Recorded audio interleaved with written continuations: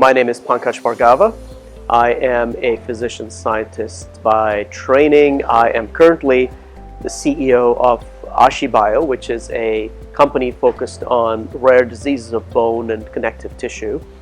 And I'm also an executive partner at MPM Capital, which is a life sciences venture capital firm.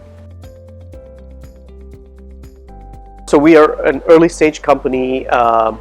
Ashibio, we have a focus in the bone space, bone and connective tissues. And for our lead product, we were fortunate. We are working in a disease called FOP, fibrodysplasia ossificans progressiva, and we are working with one of the leading investigators in the field, folks who defined a novel target, novel biology in this disease. And interestingly, the target came out of a study in a patient who has the mutation but doesn't really have the signs and symptoms of the disease. So a unique patient, and this happens in the rare disease setting, right? An N of 1 example will often set up studies that reveal new biology, and this was one of those situations.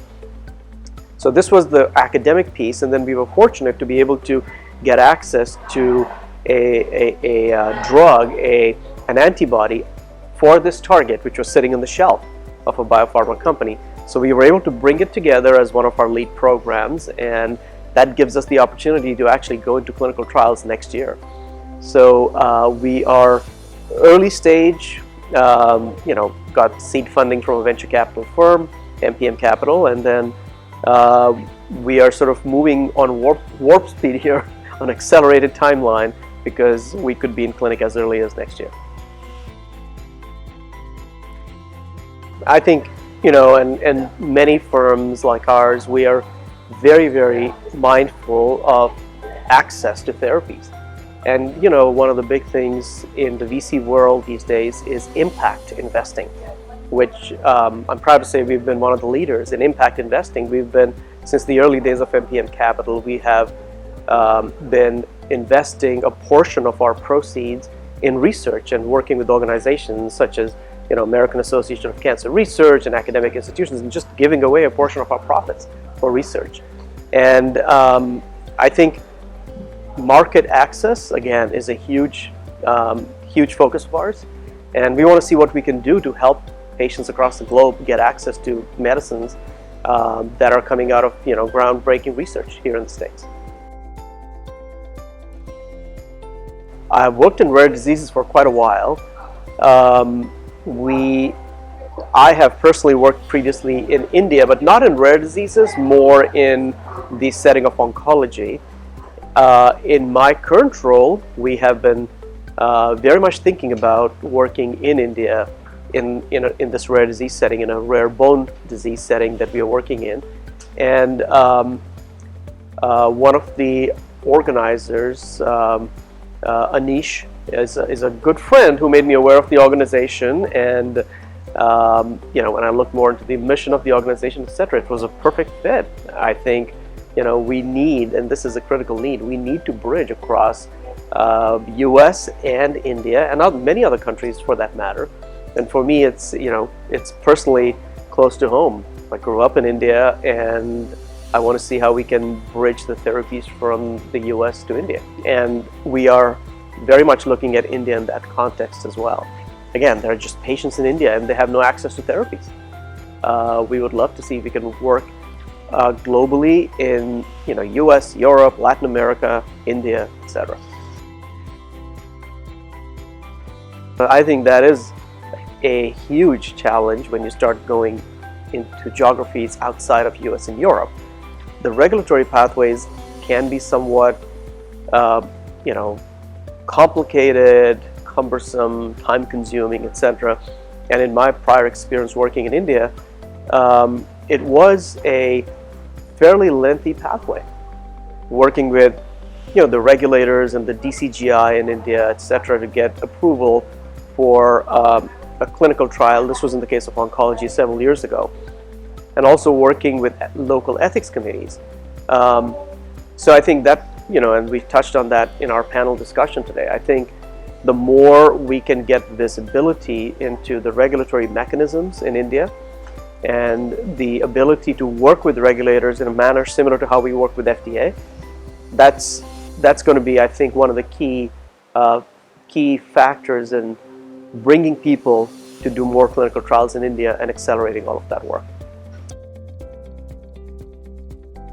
But I think IndoUSrare can really play a key role here in bringing the stakeholders together. And I think one of the panelists mentioned that, wouldn't it be great to have a blueprint of sorts where you have, especially for small companies, you have people who've come together and define, okay, what's the regulatory pathway for a rare disease? What's the clinical pathway? What's the commercialization pathway? What's the supply and distribution pathway? And if someone can bring all of these together in a blueprint of sorts, that would be an amazing resource for companies working in the rare disease space who are interested in India. And I think IndoUSrare is in a key position to do this. That would be a huge contribution.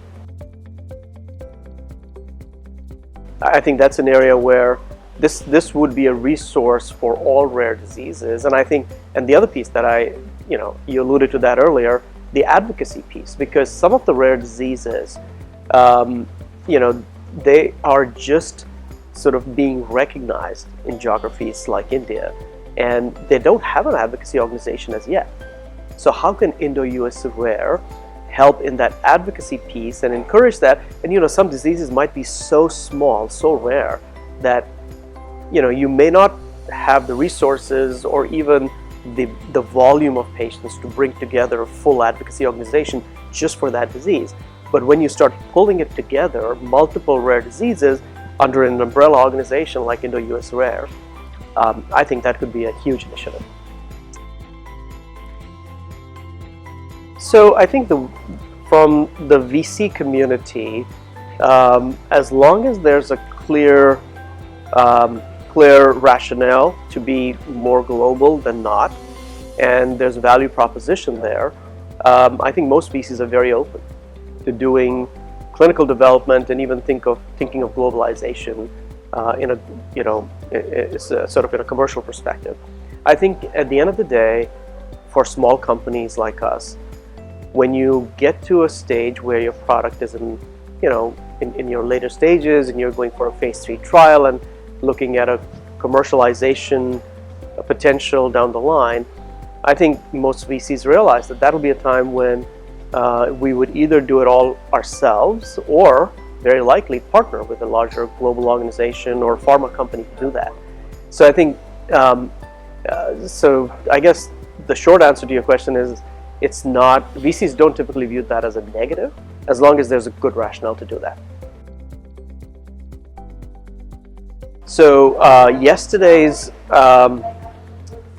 presentations on all the work being done in India, all the work in the genomics field, looking at the various population genomics in India and how rare diseases stack up within the different population backgrounds. That was amazing work, a huge amount of work which I was personally not following closely. I've heard about efforts by certain groups, but that was really amazing to see. It seems to be coming together in a very organized fashion. And I think the other key takeaway is that what we call rare diseases, in terms of the numbers of patients, just going by the sheer population in India, it's no longer a rare disease in India just by numbers as we think about it, right? The example of sickle cell disease was telling. There's a couple million patients in India with sickle cell disease. That's not a rare disease, but it's still rare in the context of India and the 1.5 or so billion people. So